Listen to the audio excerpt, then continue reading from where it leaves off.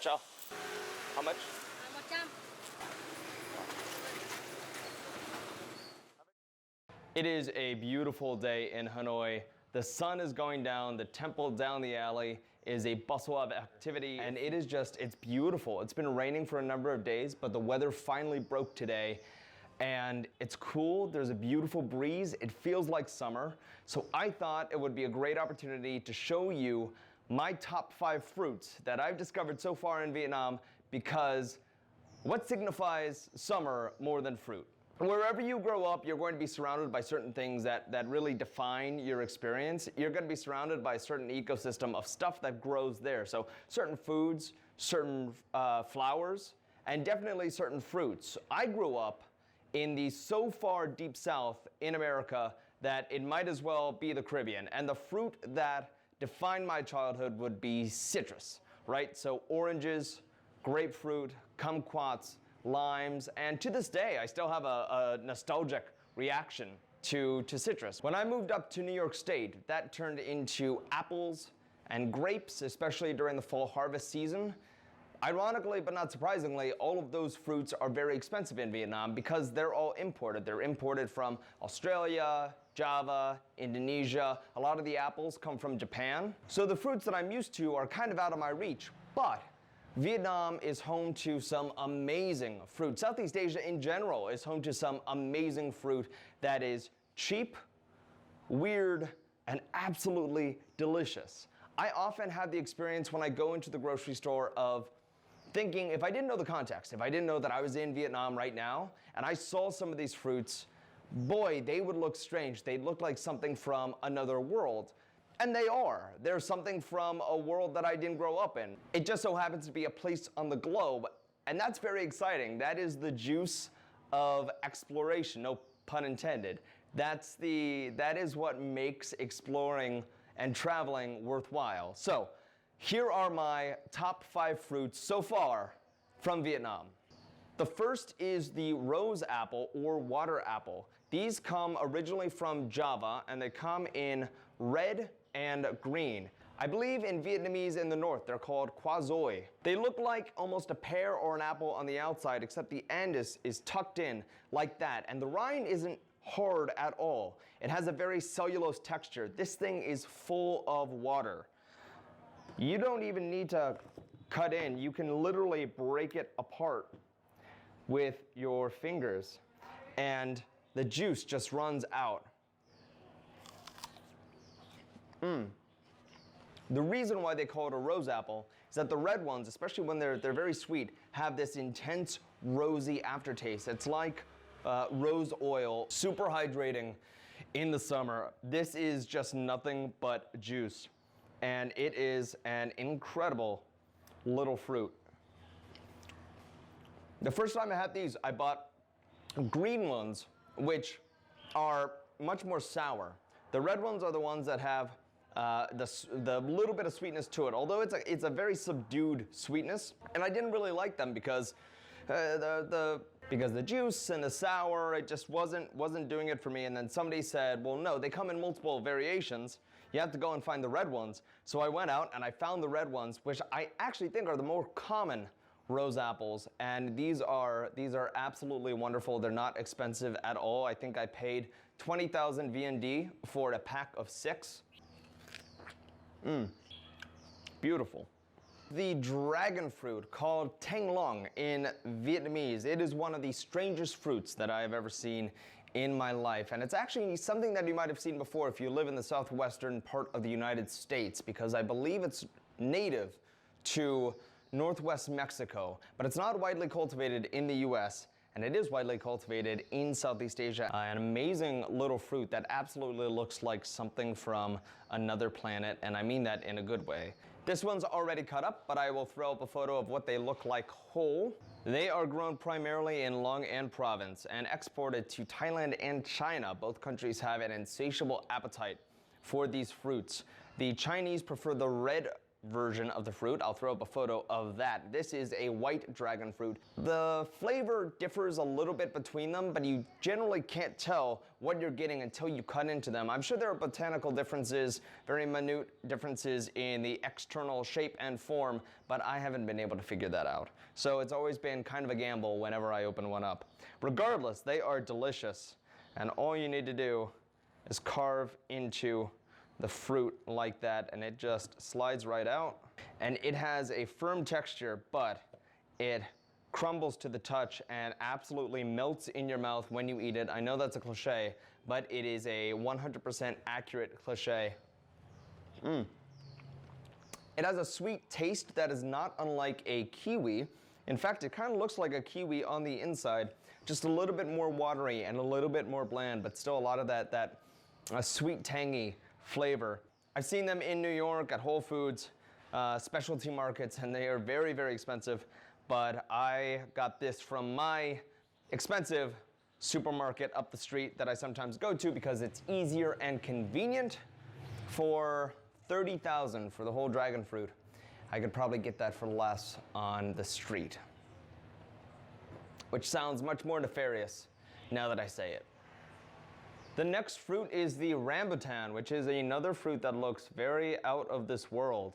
It's covered in these little spines that look like a bunch of little hairs. And in fact, the word rambutan comes from the Malay rambut, which means hair or hairy.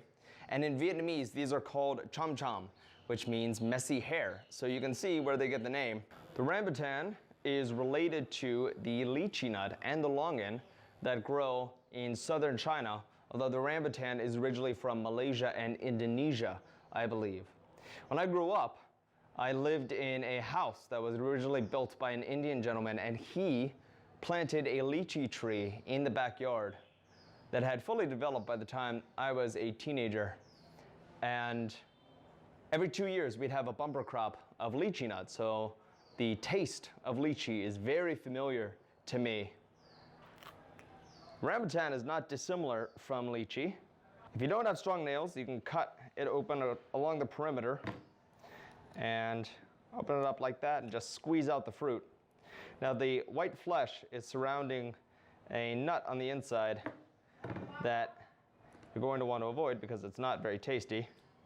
Take that out, eat this bit. If you know what a lychee nut tastes like, it's very similar to a lychee nut, just a much more mellow flavor, not nearly as sweet, and much more nutty. It tastes almost like a semi-sweet grape. A couple little ants found their way onto the next fruit. Gotta be careful of ants in Vietnam. The next fruit is the soursop, which is a big fruit. They grow usually a little bit bigger than this, and they have quite a bit of heft to them. They're related to the custard apple, which is a sweeter version. It doesn't have these little spikes on the outside, but I'll show you.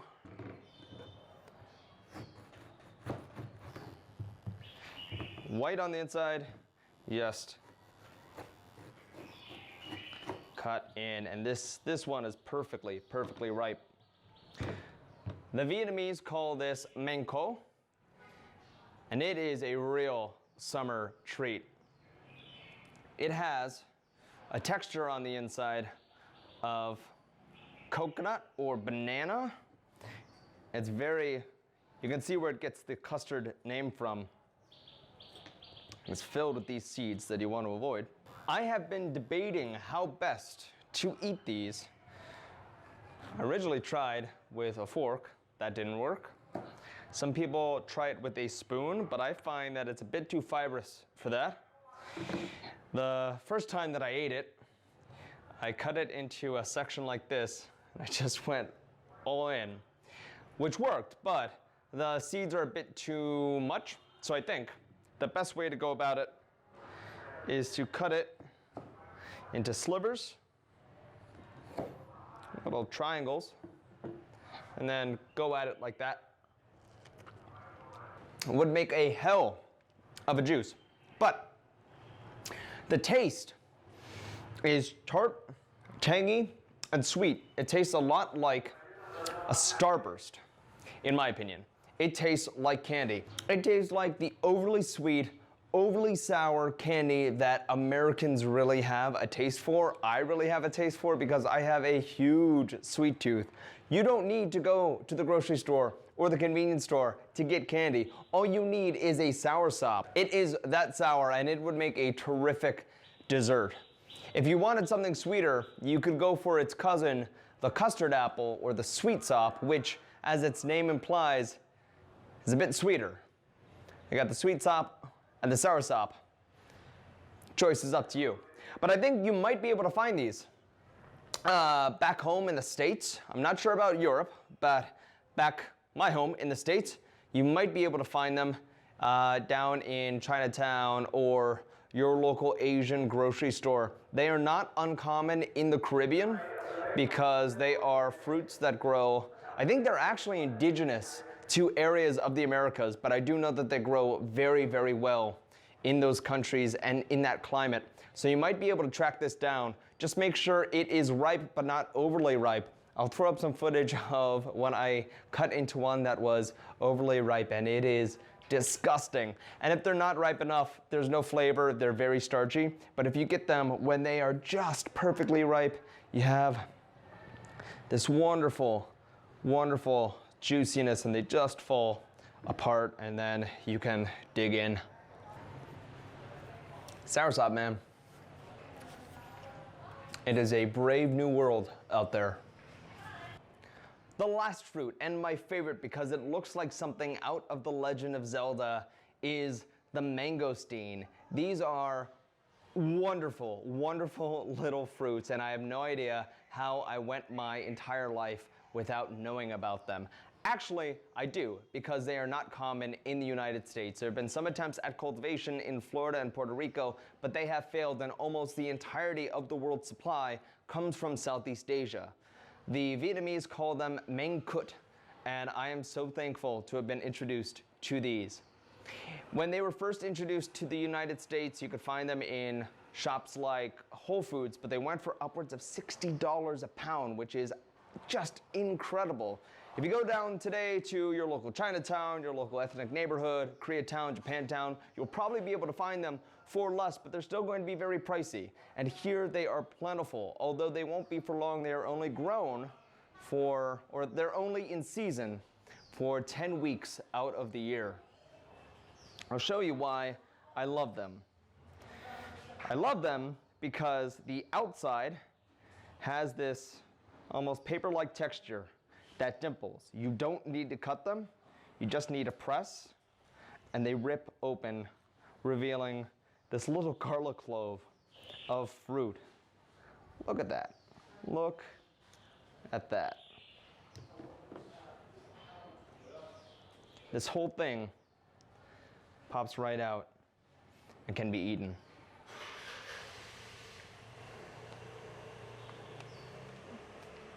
Sometimes you get a nut in the fruit. That one was seed-free.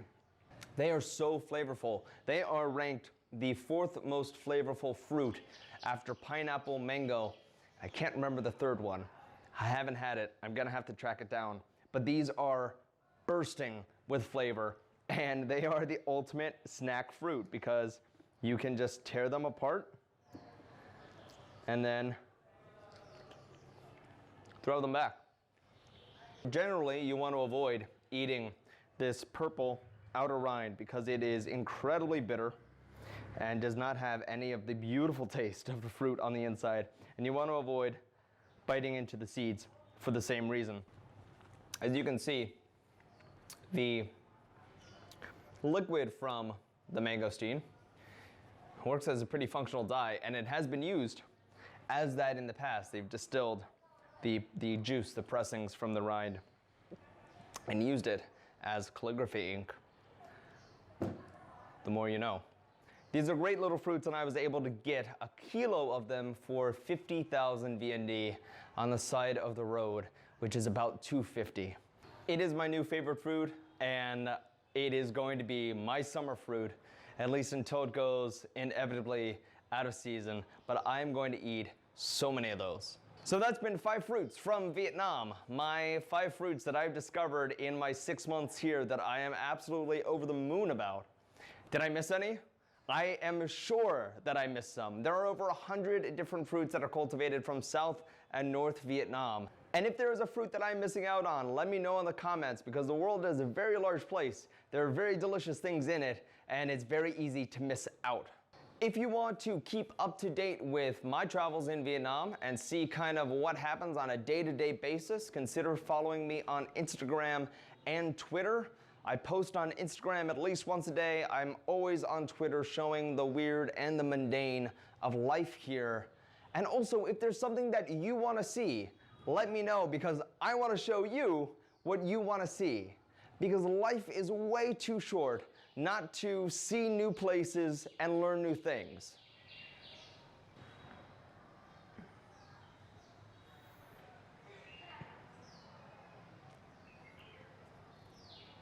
All right, see you next time.